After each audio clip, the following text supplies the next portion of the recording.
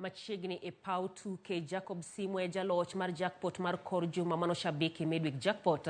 Jacob ma en wuon nyithindo adek onyiso mor mare kolero ni loch obiro e kinde mowinjore ma omenda dwarore ma bende ogoyo jek dwaro mage mag omenda e dweni mapek mar Januar. Simwa ma en fundi lewni e gwenge ma Mwihoko oyango ni osetugo kuom kinde malach. Nyaka sani joloch aboro osemi mich e jakpot mar kor juma kama omenda maromo milion 1.4 osepogne joloch chakre tugo mar midweek jakpot ne chaki dwe mokadho.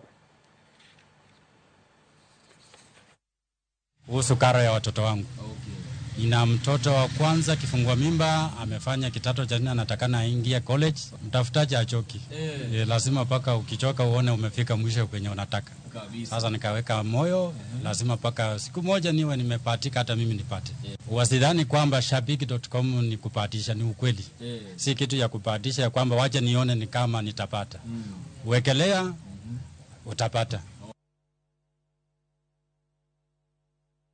Tielo mar 34 mar tuke mag AFCON chakore ayanga odiechieng' ma kawuono e boma ma Abidjan e piny Ivory Coast. Oganda e pinyno keto ikruok mag ohala kod otiko mag molo e adhula.